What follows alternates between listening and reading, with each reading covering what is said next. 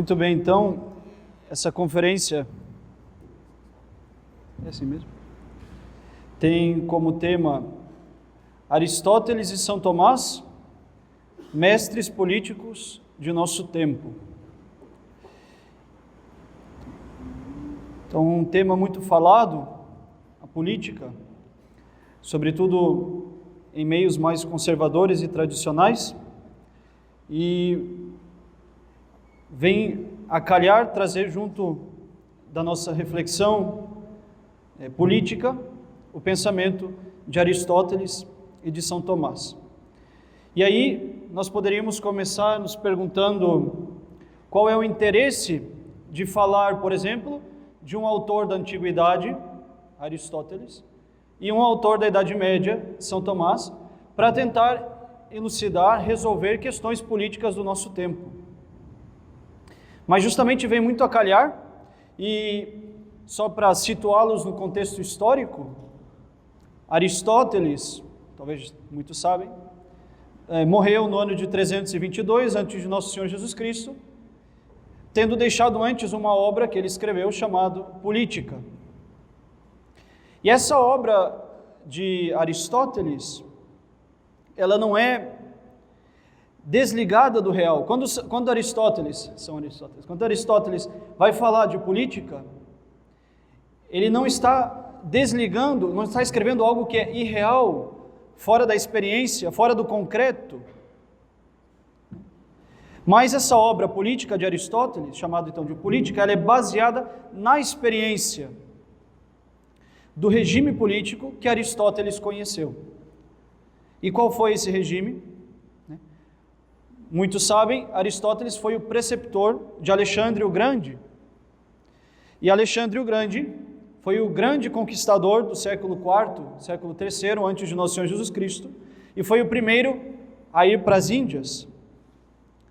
Então, o pensamento político de Aristóteles vai ser baseado nessa experiência bem concreta que ele teve junto de Alexandre o Grande e de outros regimes que ele conheceu no próprio tempo. Esse é o Aristóteles que serve então de base para o nosso tratado sobre a política atual.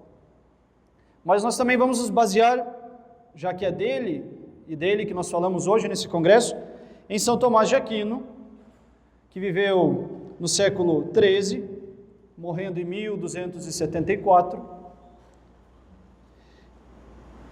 E a essência da filosofia de São Tomás de Aquino é justamente aplicar o pensamento, a filosofia de Aristóteles dentro da filosofia cristã. Então, São Tomás de Aquino, já sabem bem, é aquele que aplica na filosofia cristã, batiza, por assim dizer, o pensamento de Aristóteles, inclusive dentro da política. Então, São Tomás de Aquino também vai comentar um tratado todo sobre a política. E aqui nessa conferência nós vamos aplicar concretamente a doutrina destes dois homens para o nosso tempo. E como é que a doutrina aristotélica e tomista, São Tomás baseado em Aristóteles, pode ajudar a responder questões da política atual. E para fazer isso, eu resolvi me basear em 4 princípios. Então, eu darei 4 princípios pelos quais a filosofia aristotélico-tomista pode basear, elucidar, esclarecer os nossos problemas políticos. E esses 4 princípios, cada um deles vai estar baseado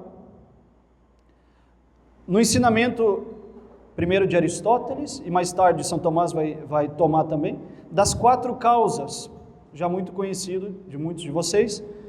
Então, essa doutrina, o ensinamento das 4 causas, que consiste no quê? Só para fazer um resumo. Quando nós olhamos para o ser, para as coisas que são, Aristóteles diz que essas coisas podem ser definidas e determinadas por meio de 4 causas. A causa final, a causa eficiente, a causa formal e a causa material.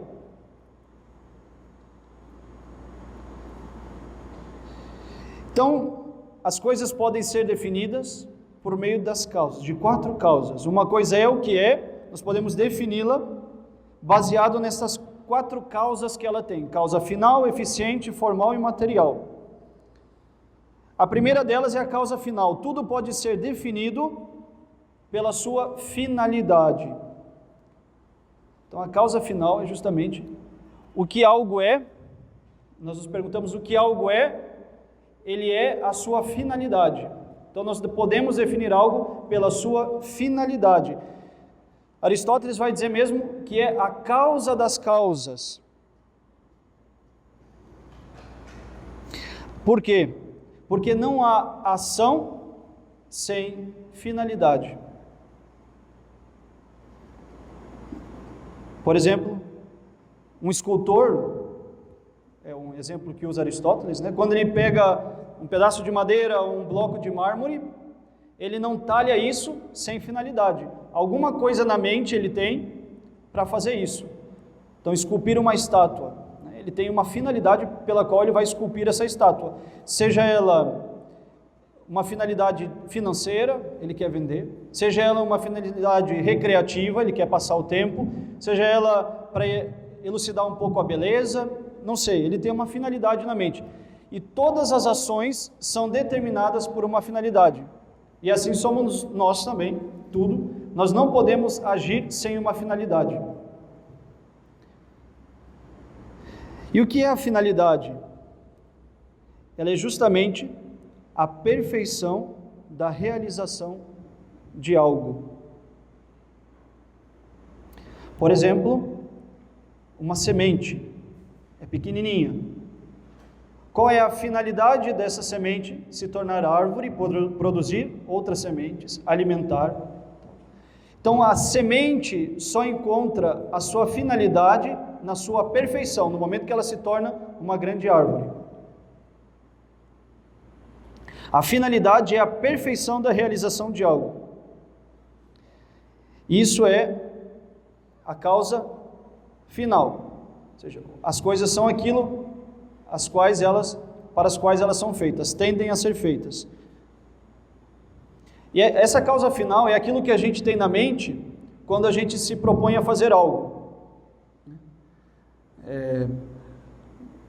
Para chegar aqui, os senhores andaram, pegaram ônibus, entraram no carro, caminharam, entraram no portão, tudo isso, tiveram os meios para chegar até aqui, mas bem antes de tomar esses meios, os senhores tinham em mente alguma coisa que lhes fez chegar até aqui, que foi o fato de ordenarem todas essas ações ao fato de estar aqui hoje. É isso a causa final, ou seja, a finalidade para a qual as ações são feitas.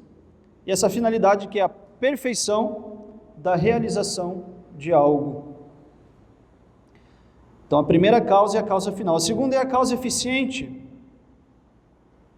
Ou seja, a causa eficiente, exatamente como quer dizer eficiente, é aquela que produz, que vai provocar a realização da finalidade.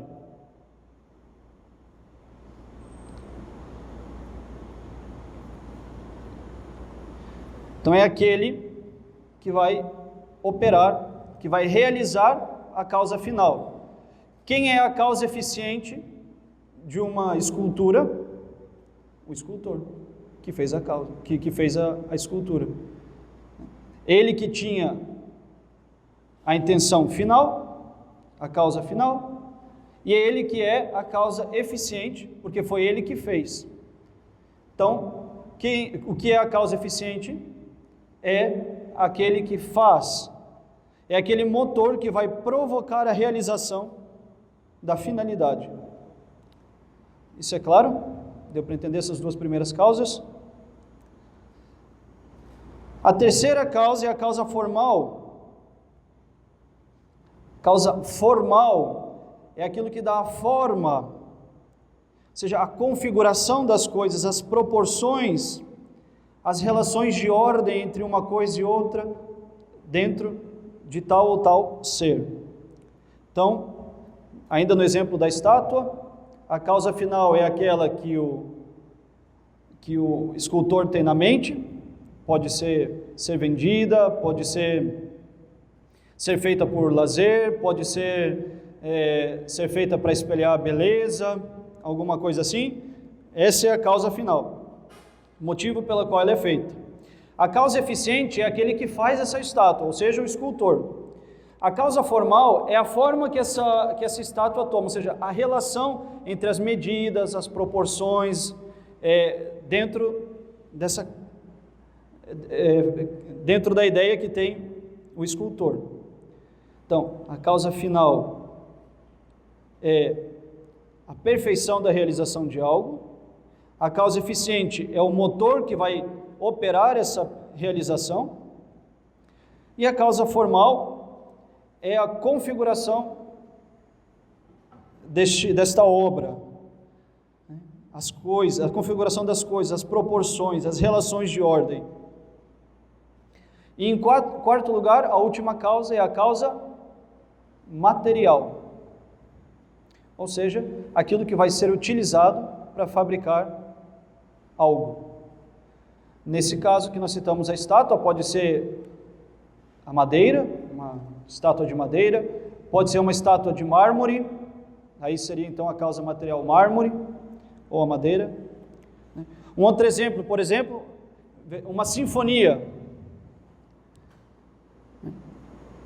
Qual é a causa final? Tentem vocês agora, já sabendo quais são as 4 causas e o que significa cada uma, tentem pensar assim, uma sinfonia, né? Uma orquestra tocando, uma música sendo executada por uma orquestra. Mais ou menos como o ronco de alguns agora aqui, assistindo a conferência já depois do almoço.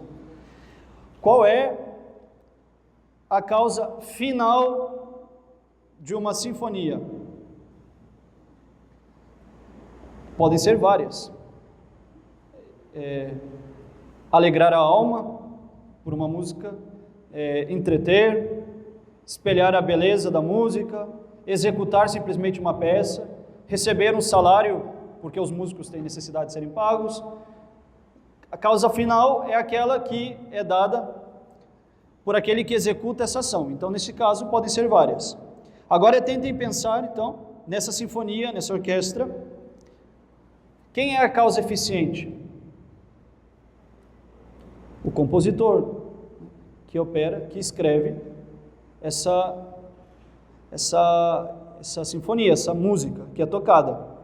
Ou ainda como uma causa eficiente separada, os músicos que operam essa sinfonia. Ok. Qual é a causa formal dentro da sinfonia?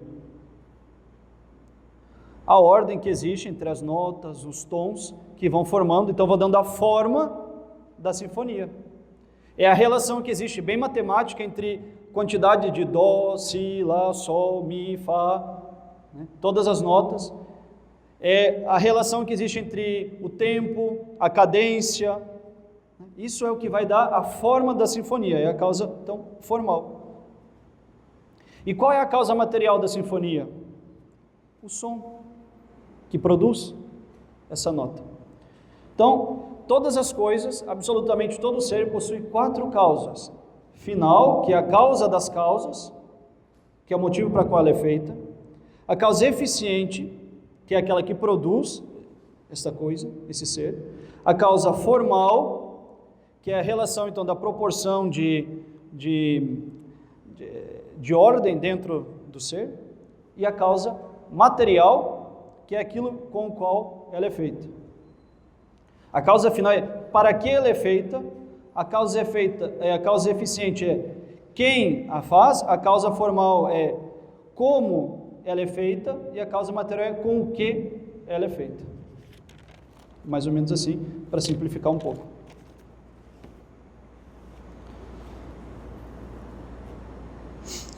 E nós usaremos estas 4 causas, de maneira breve, para tirar 4 princípios para aplicar na política. 4 princípios a aplicar segundo a doutrina de Aristóteles, que foi retomada, então, por São Tomás. Foi Aristóteles, o grande filósofo do realismo, da realidade, baseado na realidade, que falou, que observou que todo ser possui 4 causas. Foi São Tomás que trouxe isso para o pensamento, para a filosofia cristã. E dessa doutrina de São Tomás, nós vamos então aplicar 4 princípios para a política moderna, para ver como ainda São Tomás consegue de fato, com a sua filosofia política, baseada na doutrina de Aristóteles, responder às questões modernas de política, que vão estar englobadas nesses 4 princípios que a gente vai ver agora. Então nós falamos que a primeira causa é a causa, qual é a causa das causas? Cada um responde aí, vamos ver se vocês já estão suficientemente acordados. A causa das causas é a causa, não responde em voz alta, vai ser vergonhoso, é a causa final. É a primeira, a causa das causas é a causa final. E quando nós falamos em causa final, então nós estamos dizendo que o que tem prioridade? O fim para o qual a coisa existe.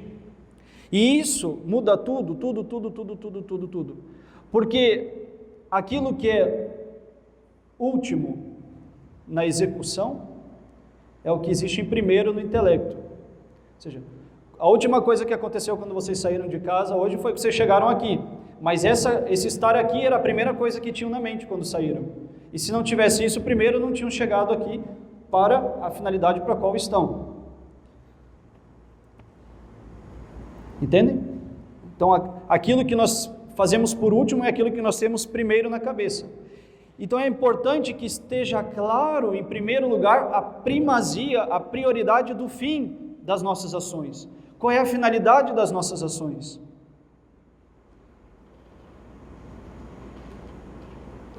É importantíssimo, né, essa causa das causas, esse finalismo de Aristóteles. E aí a gente tem que se perguntar, o que é o fim? Qual é a definição do fim, da finalidade? E o fim não é nada mais, nada menos do que aquilo ao qual a coisa tende. Por exemplo, qual é a finalidade da pedra? Estar no chão. A finalidade da pedra é cair, estar no chão, na terra. E quando é que a pedra realiza a sua finalidade? Quando ela está no chão, ou ordenada lá para isso, tendendo ao baixo. Não é a finalidade da pedra estar para cima. Para tirar a prova, se vocês quiserem, depois daqui peguem uma pedra e joguem para cima e esperem ela cair bem na cabeça de vocês. E vocês verão que a finalidade da pedra é cair para baixo. Redundância. Mas a finalidade da pedra é estar embaixo, no solo, no chão. E assim, se as coisas inanimadas, a pedra, o alface, o alface tem algo mais, a pedra, o ferro, a cadeira, depois os seres inferiores, o alface, que é bem inferior mesmo, os legumes, os animais, todos eles têm uma finalidade bem precisa. Imagina as ações humanas. O ser humano, que é um ser racional, que é capaz... Qual é a diferença da alma vegetal, sensitiva e racional? Nós, seres humanos, a maior parte de nós, em todos os casos, deveria ter uma alma racional. Os animais têm alma sensitiva, os outros animais, ou seja, a alma que sente. E os vegetais é a alma vegetativa. No inferior, bem da escala da existência da alma, dos movimentos, existem a dos vegetais, que apenas realizam o movimento, existem a dos animais, que sentem o movimento que eles realizam, e existem a dos seres humanos racionais, que são capazes de realizar o movimento, sentir o movimento e dar uma finalidade para o seu movimento. Então, toda ação humana, ela é determinada por um fim e por um bem. E a gente já vai ver essa semelhança. Toda ação humana é determinada por um bem. Porque isso quer dizer o quê? Quer dizer que a cada vez que nós agimos em vista de um bem. Ainda que nós estejamos fazendo algo errado, nós fazemos pensando que é um bem. Toda ação humana é determinada por um bem. Um suicida, quando ele se mata, quando tira a própria vida, ele pensa que está fazendo algo bom para ele mesmo. Ainda que de maneira inconsciente, se pudesse dizer assim, uma maneira sem se dar conta disso. Não precisa necessariamente estar, espera aí que eu vou me jogar daqui porque eu estou fazendo um bem para mim. Não, ele move a sua ação em vista de um bem, que é justamente para ele terminar com o sofrimento, terminar com a dor, terminar com uma angústia, terminar com alguma coisa na vida. O meio pelo qual ele busca esse término é ruim, está errado, é mal, mas ele pensa que opera um bem. Quando alguém rouba, está fazendo errado, mal, né?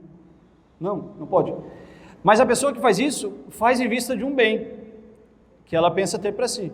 Um privilégio, uma aquisição fácil, suprir uma necessidade, né? Mas está agindo em vista de um bem. E uma ação boa é aquela que busca um fim conforme a natureza humana. Então nós acabamos de dizer que todas as ações humanas tendem a uma finalidade, né? Lembre a causa final aqui. Em primeiro lugar, todas as nossas ações têm uma causa final. Nós somos seres, temos causa final. E nós dissemos então que todas as ações do homem, quando o homem faz, tem uma finalidade, mas também tem atrás dela um desejo de um bem, da busca de um bem. Só que nós percebemos que todas as ações não são iguais. Há ações que estão mais certas e menos certas, ou seja, erradas. Por quê? Porque é só fazer a ligação desses dois princípios. Tudo tende a uma finalidade e tudo tende a um bem. Quer dizer que uma ação é boa quando ela está de acordo com a finalidade. A finalidade da própria natureza humana. Imagina que o Padre Marcos e eu, lá na casa canônica, a gente se desentendesse, né? E aí eu arquitetasse durante a noite o sumiço do Padre Marcos na manhã seguinte. Aí eu contrato alguém, pago o José e o Tiago, o Marrone lá em casa, e digo, amarrem o padre, de manhã vocês levem ele e dão um jeito, some o padre. Porque o padre me cobra o tempo todo, porque não fez isso, porque não fez aquilo, tinha que ter rezado a missa tal hora, rezou em tal hora, porque não foi atender, porque não fez isso, não fez aquilo, e eu não aguento mais, digo alguém, meninos, tirem o padre dessa casa, né? Pois bem, eu estou praticando uma ação que para mim é um bem, mas é uma ação que vai contra a finalidade da natureza humana. É um bem que está desconformado, fora do conforme com a natureza humana. As ações humanas devem tender sempre ao bem, à honestidade, e nesse caso eu estou agindo de maneira errada. Por quê? Porque eu estou indo contra a finalidade da ação humana, que não pode se desfazer assim, dessa maneira. Esse é um exemplo menos grave, mas quando nós aplicamos isso a atos mais graves, nós nos damos conta. O assassinato, o estupro, coisas que gritam aos olhos assim, é bem mais claro. Está errado porque está contrário à finalidade da ação. E aí deixa de ser uma boa ação e se torna uma má ação. Ainda que no fundo o que eu estou fazendo é buscar um bem, me livrar do padre o quanto antes. Que ninguém mais, algumas pessoas seriam bem também, emagrecer um pouquinho. Brincadeira. Então, diminuir ou seja, sair da finalidade da ação faz com que a ação se torne má. E então a perfeição da natureza humana vai ser o quê? Trabalhar o intelecto e trabalhar a vontade para que o intelecto saiba o que é o certo, segundo a natureza, e a vontade queira fazer aquilo que é o certo. Ordene a nossa ação a mandar fazer o que é certo, o que é o correto.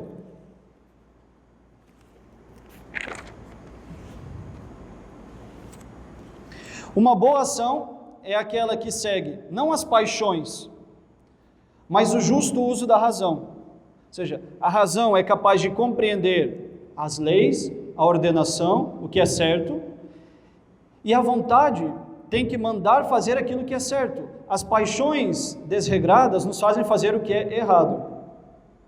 Mas justamente, nós não devemos fazer só aquilo que nós queremos, nós devemos fazer aquilo que devemos, segundo a luz do intelecto. Se nós sabemos que tal ação é assim, por uma lei da natureza nela, então nós temos que agir assim.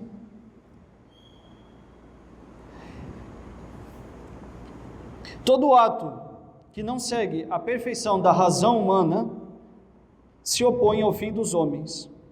Então, todo ato que não segue a razão perfeita, que sabe o que é o certo, todo ato que não segue aquilo que a razão diz que é certo, se opõe ao fim do homem. E é nesse sentido que o pecado é sempre, o erro, né, no ato, na moral, portanto o pecado, ele é sempre contra a natureza, porque é sempre contra a finalidade. Quando nós falamos sobretudo que o pecado da sodomia, o homossexualismo, a prática homossexual é um pecado contra a natureza, é nesse sentido que está indo contra a finalidade da ação, de maneira ainda mais grave do que outros tipos de pecado, né? Mas a sodomia, seja ela como for, é uma ação contra a natureza. Em que sentido? É contrário à finalidade da ação. O ato sexual tem por finalidade a reprodução e a união dos dois. Uma não pode estar desconexa da outra. Portanto, algo que impeça essas duas finalidades dentro da relação sexual, por exemplo, provocaria uma ação contra a finalidade ou contra a natureza da coisa. Então, todo pecado, todo o ato que não segue a perfeição da razão se opõe ao fim do homem, e o fim do homem é a bem-aventurança. Por isso que todo ato que vai contra a nossa finalidade, contra a natureza, pois que a nossa finalidade e a nossa natureza tende em francês é mais especificado, mas para a bem-aventurança, de certa maneira o prazer, né? Todo ato que não tende para seguir aquilo que é certo, nos faz infelizes.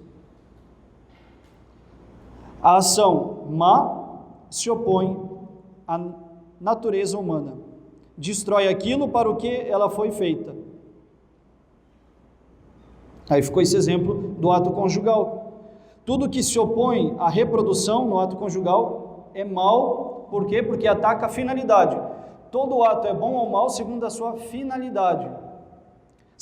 E essa finalidade que está conforme ou não à natureza da coisa em si, a natureza humana nesse caso.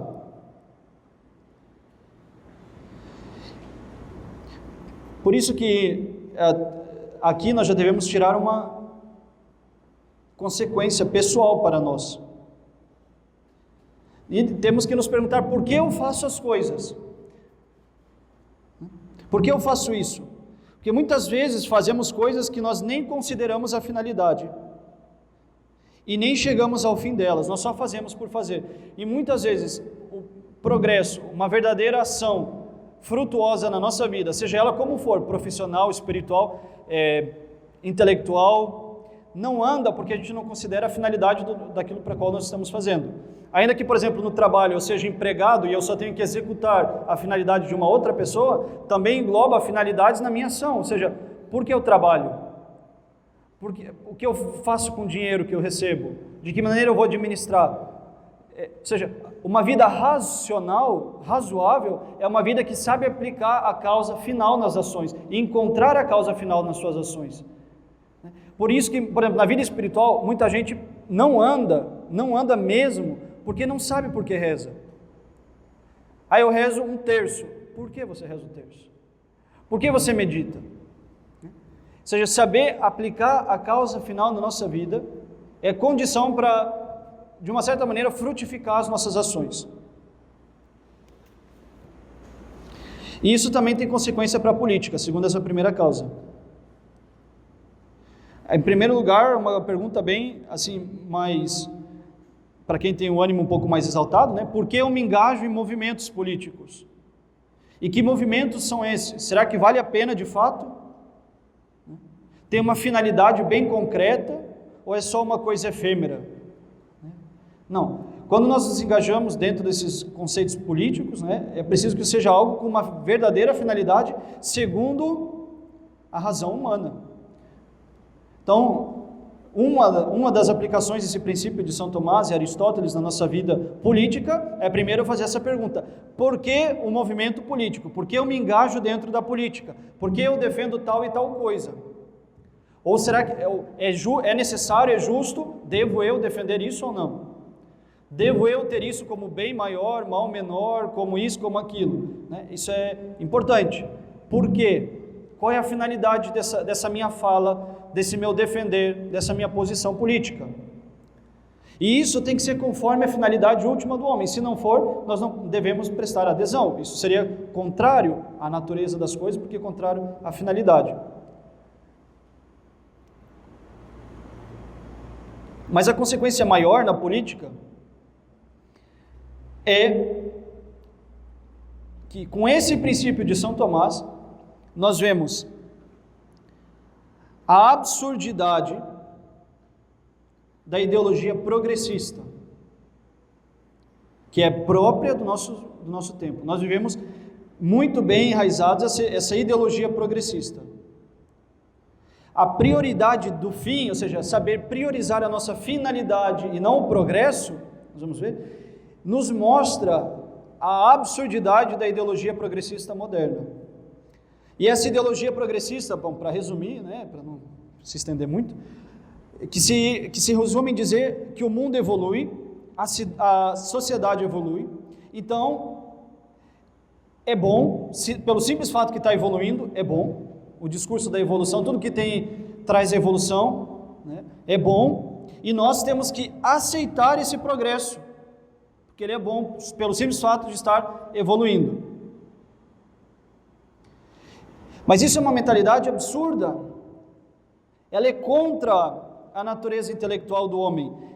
Evoluir não é o mais importante, não é a questão, mas o importante é a finalidade para a qual nós evoluímos. Quem já não viu, por exemplo, esse discurso de hoje? A sociedade evoluiu em relação ao amor, ao casamento, porque desde a Idade Média até aqui, casamento queria dizer entre homem e uma mulher. Hoje a sociedade evoluiu, casamento pode ser homem com homem, mulher com mulher, homem, homem, mulher, mulher, mulher, homem. Aí não sei mais quem é a mulher que já é homem, daí já não pode mais dizer mulher, daí casou com um homem que já é mulher, que deixou, aí ele não sabe bem, ou seja, e quem está errado nisso tudo somos nós que não evoluímos, nosso pensamento é muito fechado. Por quê? Porque o que é bom é evolução. E esse é o discurso. Então as coisas evoluíram e é bom e você tem que aceitar.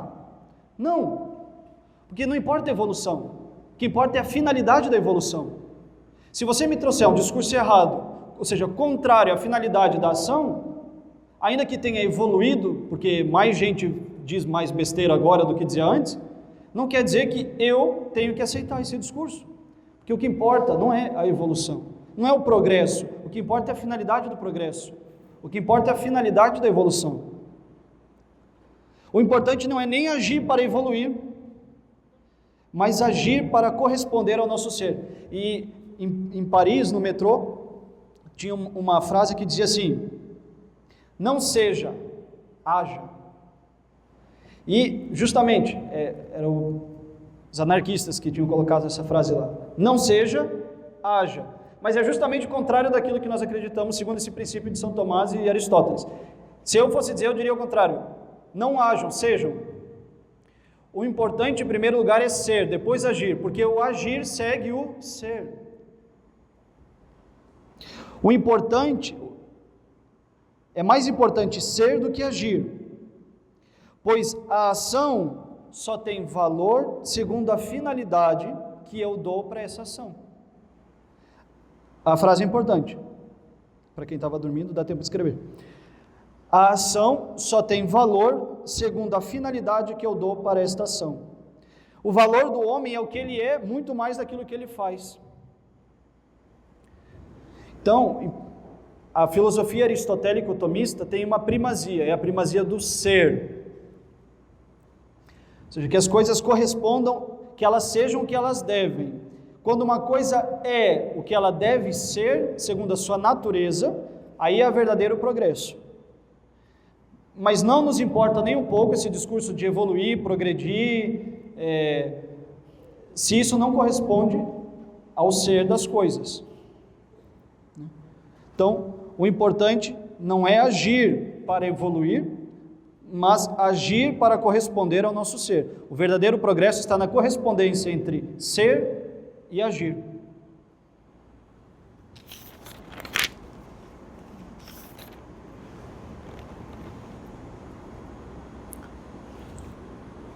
As minhas ações devem corresponder àquilo que eu admito sendo um fim. E aí, nesse caso, qual será a ação política mais importante no nosso mundo de hoje? Qual é a ação, segundo esse princípio de Aristóteles e São Tomás, que mais importa ser do que agir, e que o verdadeiro progresso corresponde à identificação entre o agir que segue o ser? Qual é a verdadeira ação política que nós podemos fazer para o nosso tempo? Em primeiro lugar é ser algo. E ser algo quer dizer ser aquilo que a nossa natureza pede que sejamos. Ser pai de família, ser mãe de família, ter tal ou tal profissão, ser honesto dentro da sua profissão, agir segundo ela, ser aquilo que a nossa natureza escreve para que sejamos. Dentro da política, a primeira coisa que nós podemos fazer é ser algo, antes de fazer algo, é ser. E aí, nesse caso, nós que somos cristãos e já sabemos que a nossa vida foi feita para santidade, em primeiro lugar, a primeira ação política que um católico tem que fazer é ser santo.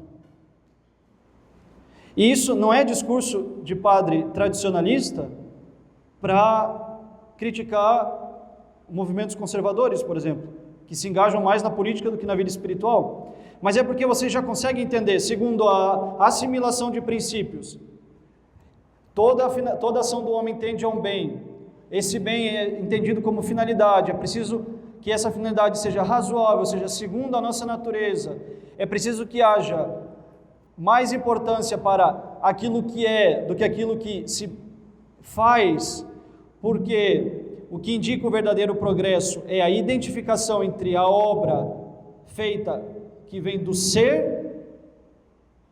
Você já consegue entender que se nós nos engajamos na política, se nós nos engajamos de alguma maneira em algo, não serve para nada se isso não passa pelo ser santo, em primeiro lugar, que é a nossa finalidade. É preciso ser algo em primeiro lugar antes de agir. Essa é a nossa doutrina política, baseada nesse princípio primeiro de São Tomás e Aristóteles, da causa final. Agir, antes de agir é preciso ser. E qual é o fim da sociedade? Para que existe uma sociedade? Ela existe para a guarda do bem comum, que é aquele bem que pertence a todos os membros e que não é possível separá-lo a um membro só. Por exemplo, a família é uma sociedade. Qual é o bem dessa família? O bem comum? Os filhos, por exemplo. Que não dá para dizer que é só do pai ou só da mãe, é dos dois. Pertence em comum à família e não a pessoas particulares. E o desaparecimento desse bem comum causa a confusão, a destruição, a dissociação. Já dizia Gustave Thibon, um filósofo francês. Então, se nós quisermos trabalhar na reconstrução da nossa sociedade, é preciso refundar a nossa comunidade familiar, profissional, refundar a nossa vida espiritual, refundar a nossa vida intelectual no princípio da finalidade. E aí nós vemos muito bem, por exemplo, que quando a sociedade começa a desmoronar nos valores, por exemplo, a nossa sociedade brasileira, é interessante notar a coincidência do início do divórcio com o início da decadência moral também, em muitos outros aspectos. Assim, de maneira clara e evidente, sobretudo na lei. Porque o divórcio é destruidor. Porque se afirma que dentro de uma sociedade já não há mais uma comunidade de destino, ou seja, uma finalidade, mas única e exclusivamente o interesse mútuo, que é partilhado entre dois sócios, pai e mãe no caso. Ou seja, há interesse mútuo, mas não há um bem comum, não há uma finalidade comum. E se a família, que é a célula da sociedade, começa a viver de uma maneira tal que nas ações já não há mais finalidade, que já quebra do bem comum, isso vai se espelhar também dentro da sociedade. A gente vai ver isso no princípio agora aqui para frente. Então, o primeiro princípio é o princípio da primazia da finalidade. Todas as nossas ações tendem a uma finalidade. Nós devemos ter claro qual é a finalidade das nossas ações. O segundo princípio é fundado então esses outros princípios são mais rápidos, lhes asseguro. É fundado nesse princípio da causa eficiente. Ainda lembram que a causa eficiente é aquela que produz, que realiza a causa final. E aí a causa eficiente, então nós temos que perguntar: quem fez a nossa sociedade? Quem fez a sociedade? Quem criou a sociedade? De onde vem a sociedade? Qual a origem natural da sociedade? E aí quando nós nos perguntamos qual a origem da sociedade, existem dois caminhos a serem tomados. Um que é o caminho aristotélico. A sociedade é uma instituição natural. Como diz Aristóteles, o homem é por natureza um animal social. Toda sociedade nasce na natureza, pois que o homem ele é social. Então, Aristóteles vai responder: de onde vem a sociedade? Vem da natureza humana que exige essa sociedade. Seja ela familiar e as outras sociedades que vão se criando, baseados nesse princípio de que está na natureza do ser humano ser social. Então, o ramo aristotélico vai dizer: a sociedade vem, qual é a causa eficiente, entre aspas, vem da natureza humana. Mas existe uma outra corrente que é chamada de contractualista, que a sociedade é algo artificial e não algo natural, que é alguma coisa que os homens fabricam. Sim, padre, mas e daí? Por que é importante falar isso? Qual é a necessidade de falar isso? Porque justamente a filosofia, inclusive política, a gente vai ver, moderna, e o pensamento moderno é um pensamento completamente contractualista e não aristotélico. Ou seja, que pensa que a sociedade é algo artificial, fabricado pelos homens. Dois, por exemplo, filósofos. Oi. Foi. Dois, por exemplo, filósofos modernos que pensam assim, segundo essa corrente contractualista, Thomas Hobbes e Rousseau. Thomas Hobbes, que disse, por exemplo, que a sociedade nasce do contrato. Havia guerra, e aí foi necessária a criação de um contrato, entre o homem só a guerra, e é necessária a criação de um contrato entre um e outro para que haja paz. Rousseau vai dizer que o homem é bom, Thomas Hobbes vai ver o homem já como ruim de si. Ele vai dizer o homem só pode gerar a guerra, o caos, a discórdia, e aí é preciso a criação de um contrato entre um e outro para poder gerar uma sociedade de paz. Rousseau vai dizer, não, o homem é bom, mas Rousseau estabelece que o problema vem da propriedade privada, daí a briga, a delimitação, e daí a necessidade de um contrato para estabelecer as coisas. Então a sociedade necessitaria, seja do contrato que tem como base a propriedade privada, ou seja de um contrato que vê o homem como um ser unicamente capaz de gerar o caos. Hobbes e Rousseau. Então, quando nós nos perguntamos de onde vem a sociedade, nós temos a linha de Aristóteles que vai dizer vem da natureza, e nós temos a linha dos contractualistas que vão dizer vem de algo criado, artificial. E aí eu disse que isso é importante saber, porque a nossa sociedade moderna é fundada nessa ideia contractualista da sociedade. A sociedade é fruto do artificial, de um contrato.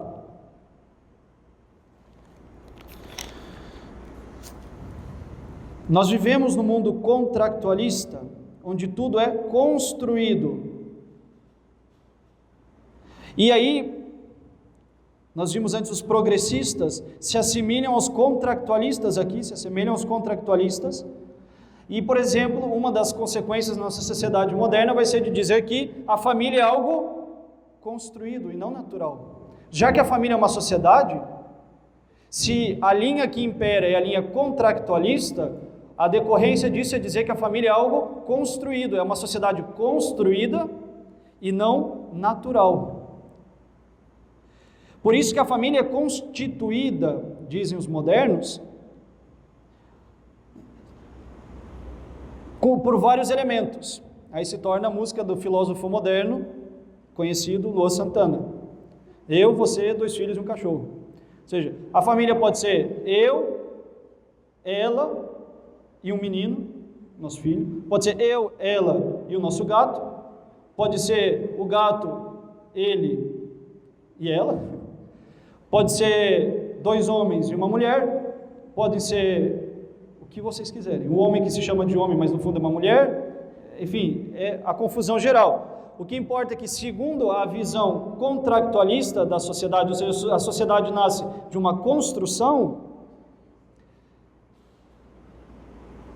não há como dizer que a sociedade venha da natureza. Ou seja, a negação da ideia de que a família, a sociedade vem da natureza. E aí as diversas aberrações que aparecem. Se eu sou naturalista, ou seja, aristotélico, naturalista não no sentido herético da palavra, ou ruim, dos naturalistas que excluem o sobrenatural, mas naturalista baseado em Aristóteles aqui, dizendo que a família, a sociedade vem da natureza do ser humano.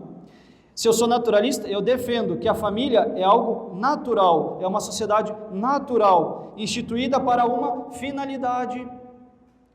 E toda finalidade, nós dizemos, só é boa, corresponde a um bem quando corresponde à natureza do ato, à finalidade do ato. Portanto, a causa eficiente da sociedade, a causa eficiente é a natureza da sociedade, essa natureza que gera a sociedade. Para ajudar a política moderna, São Tomás e Aristóteles nos ensinam a importância do naturalismo social, não naturalismo da espiritualidade. Estou falando naturalismo, ou seja, sociedade vem da natureza e não da construção. E esse contractualismo, ele nasce de um outro problema filosófico, que alguns conhecem mais do que outros, né? Que é o chamado nominalismo, de Ockham, um filósofo franciscano, que diz que não há essência e natureza nas coisas, mas apenas o nome que damos a elas é o que as distingue. Por exemplo, o que eu, Padre Lucas, tenho em comum com vocês que estão aqui, sejam homens ou mulheres? O que nós temos em comum? O nosso nome de ser humano, a maneira como nós somos chamados, seres humanos.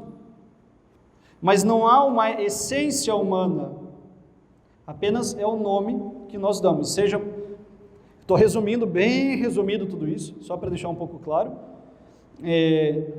Então, da onde vai vir essa assimilação de que nós somos assim? Por uma convenção social, por uma conjuntura social, no fundo, por a mesma ideia do contractualismo. E justamente essa ideia nominalista aplicada na sociedade produz o que nós chamamos de contractualismo, que a gente acabou de ver. E aí a conclusão é que ser alguma coisa, ser algo, depende da consciência que eu tenho. E não da natureza que eu tenho, depende da consciência que eu tenho. Para participar da reconstrução política da nossa sociedade, é preciso assumir a nossa identidade. Aqui, então, São Tomás e Aristóteles vão ser luz também para a política. Assumir a nossa identidade, assumir a nossa natureza. Nossa consciência deve ser, não de construir, mas de receber algo. Então, nós somos o que somos por natureza, e não fruto de um contrato, não fruto de um progresso, né? Mas somos o que somos por natureza, por causa da finalidade da nossa natureza presente nas nossas ações, né, inscritas por Deus em nós. Então, nós devemos ser, não construir algo. Isso aqui, inclusive, é o que permite, por exemplo, toda a luta pela tradição da identidade católica da igreja. Nós somos católicos. Nós não construímos uma religião, nós recebemos uma religião. Nós recebemos uma fé. Nós não criamos uma fé. Isso faz parte também, dentro desse campo da natureza católica, assumir a sua identidade católica. Ou seja, como é que nós vamos ajudar a nossa sociedade? Sendo o que devemos ser, assumindo a nossa identidade e não criando, não vivendo de construção, conjuntura de consciência.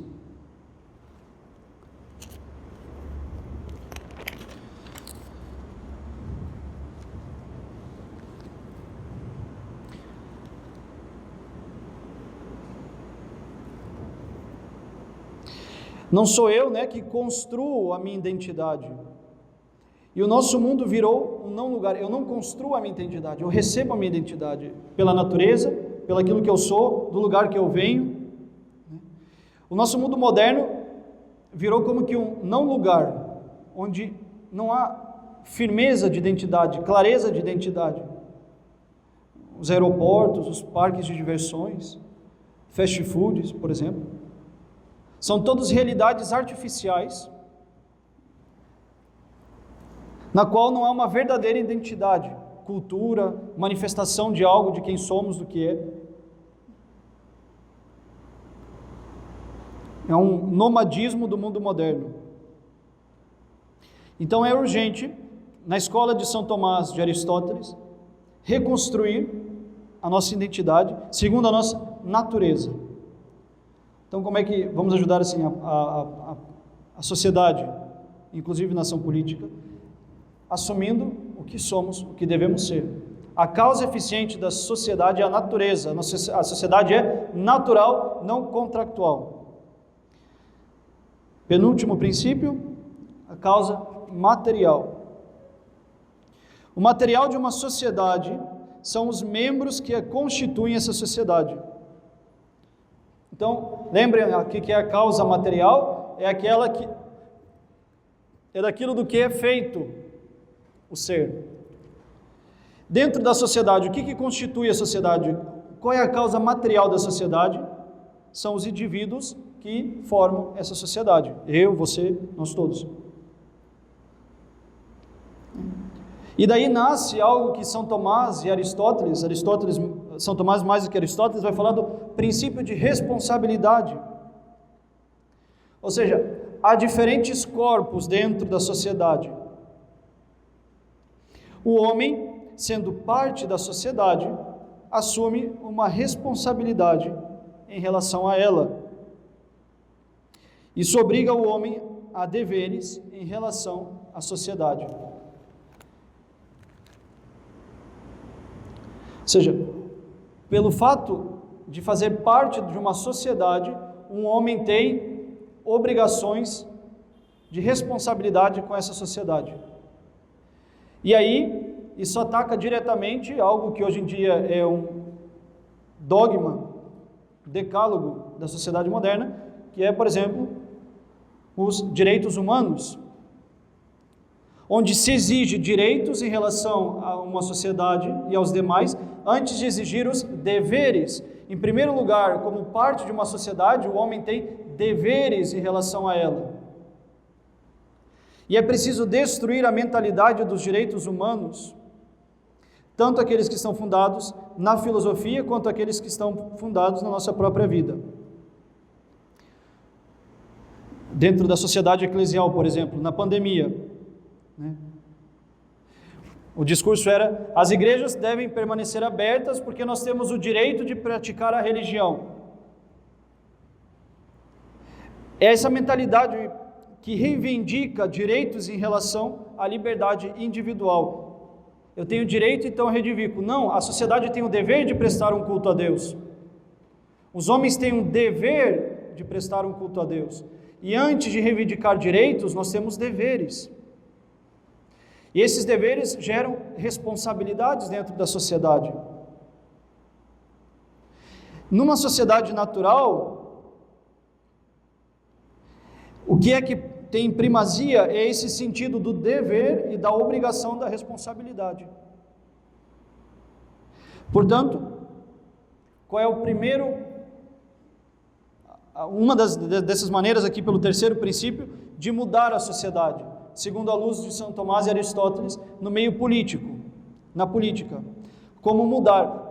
Aqui em terceiro princípio, assumindo as responsabilidades, os nossos deveres em relação à sociedade que pertencemos. E isso começa na sociedade familiar, e nos nossos compromissos enquanto sociedade civil e de trabalho intelectual, na escola, onde for, nós temos, antes de direitos, deveres que devemos prestar a essa sociedade. E se nós quisermos, de alguma maneira, ajudar a mudar essa sociedade, devemos respeitar, cumprir os deveres por esse princípio de São Tomás, o princípio da responsabilidade. Ou seja, aqui vem a gravidade da pontualidade das nossas ações, da fidelidade aos nossos compromissos, de fazer bem feito o que temos que fazer. Tudo isso também tem consequência social e parte do princípio, então, de que se nós quisermos mudar a sociedade, a política, é preciso honrar com os nossos deveres antes dos nossos direitos dentro da sociedade.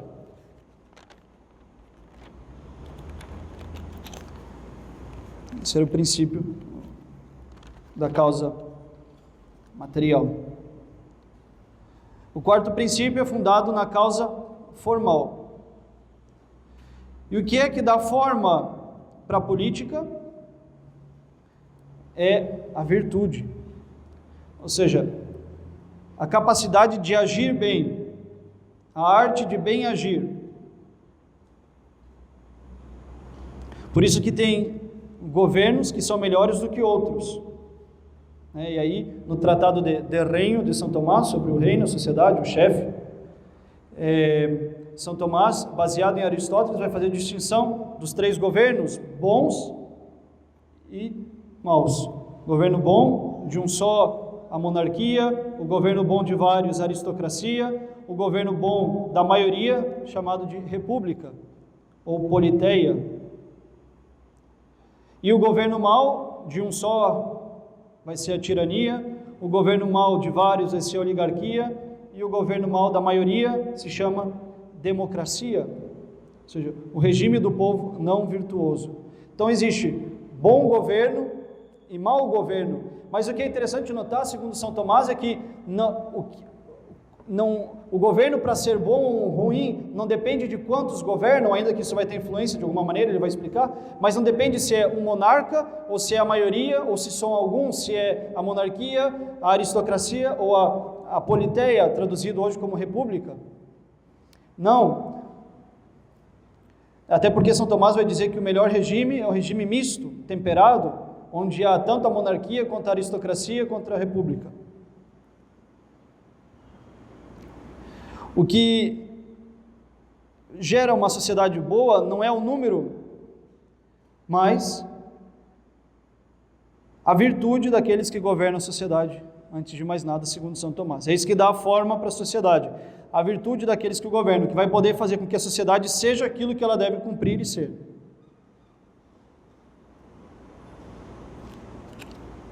A importância do bem comum, em primeiro lugar.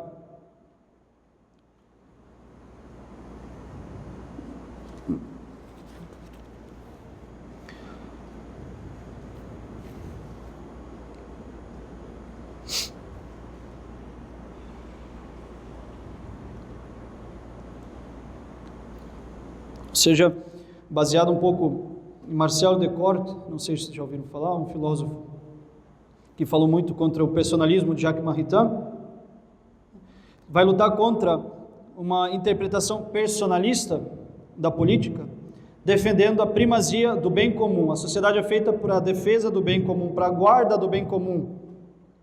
A lei deve ser instituída em relação ao bem comum. E esse Marcel Descartes, ele vai denunciar, por exemplo, o perigo de privilegiar o membro no lugar da sociedade. Ou seja, é uma maneira de corromper a forma da sociedade, destruindo a primazia do bem comum para aquilo pelo qual a sociedade foi feita. Quando nós retiramos o bem comum, nós damos lugar ao individualismo na sociedade. E isso retira a união natural que existe na sociedade, que é feita para o bem comum, e propaga uma união artificial.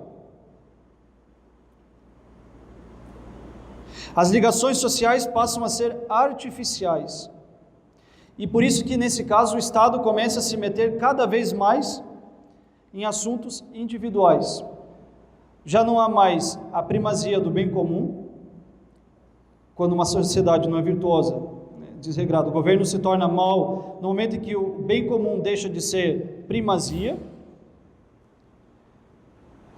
Aí passa a se ter como bem o individualismo.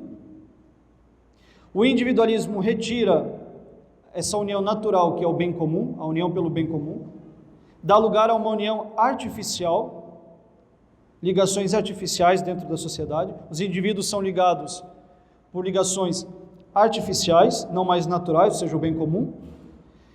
Isso faz com que o Estado se meta cada vez mais em questões pessoais, particulares, por meio de contratos, e tudo se torna contrato. Aí o casamento já não é mais uma questão segundo a natureza, mas é uma questão de contrato. E aí, por exemplo, já posso agir contra a lei natural, contra a ideia de que, por exemplo, para punir alguém é necessário que haja um crime, é necessário que haja uma ofensa a uma lei, mas eu posso fazer crimes que não estejam necessariamente condenados, vamos dizer assim. Por quê? Porque já isso é algo extremamente presente na nossa sociedade moderna, né? Os contratos para tudo, a punição de crimes que na verdade não tem lei, porque se retirou o bem comum, o bem da sociedade, que a lei serve para proteger, por exemplo, e se começou a criar, então, essa conjunção artificial que é o individualismo. Então, é importante que, mais um princípio para quem governa aqui nesse caso, né? E também para nós, para quando fazemos uma análise política, uma sociedade que muda, que vai melhorar, segundo os princípios de São Tomás e Aristóteles, é uma sociedade também que vai partir desse quarto princípio, que é da causa formal, ou seja, a política é primeiramente virtuosa para ser boa, para ser de fato política. Então, é necessário também essa ideia do princípio da virtude dentro da política, que vai partir da primazia do respeito do bem comum. E como conclusão disso que a gente disse até agora, a nossa colaboração para a nossa sociedade moderna passará por uma redescoberta da transcendência. Redescobrir a comunidade de destino, de finalidade, tanto nas nossas ações quanto na sociedade. A nossa sociedade deve ser realista, baseada na realidade. As nossas ações têm uma finalidade que correspondem ao nosso bem, mas enquanto que vão contrárias a essa finalidade, são boas quando respeitam essa finalidade. É necessário, então, redescobrir a comunidade de destino, a importância da finalidade. Finalidade que para nós cristãos católicos não é uma finalidade apenas natural, mas é uma finalidade sobrenatural. Por isso que a nossa fé cristã é a única que pode reconstruir, de fato, a nossa sociedade. O respeito à finalidade, em primeiro lugar, é preciso dar a primazia da finalidade. E aí, quando nós nos perguntamos sobre a finalidade do homem, como é que nós vamos fazer justamente que essa sociedade, segundo o quarto princípio, seja uma sociedade boa, seja uma política virtuosa quando ela respeita, em primeiro lugar, a finalidade das ações. Como é que nós colaboramos com isso? Lembrando que a nossa finalidade, em primeiro lugar, é uma finalidade sobrenatural. Ainda que o homem poderia ter tido uma certa felicidade natural, Deus quis que a finalidade do homem fosse sobrenatural. A sociedade não pode impedir um governo bom ou mau, vai ser esse governo que impede ou favorece o cumprimento dessa finalidade.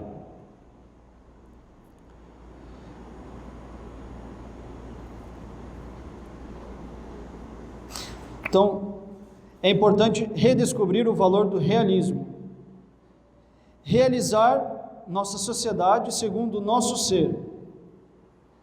De fato, pensar no ser, pensar no real, e não agir por agir, não agir independentemente, mas estar baseado no ser, como nós falamos no início, no real. Por isso esses 4 princípios. O primeiro, da importância da primazia da finalidade. O segundo, que nós devemos ser antes de agir. O terceiro, que diz que nós temos responsabilidades em relação à sociedade. E o quarto, que diz que uma política boa, uma sociedade boa é aquela que é virtuosa. Essas são as luzes que São Tomás, baseado em Aristóteles, trazem com força e com vitalidade para a discussão política da nossa sociedade. Primeiro, a finalidade. Segundo, ser antes de agir. Terceiro, o princípio de responsabilidade.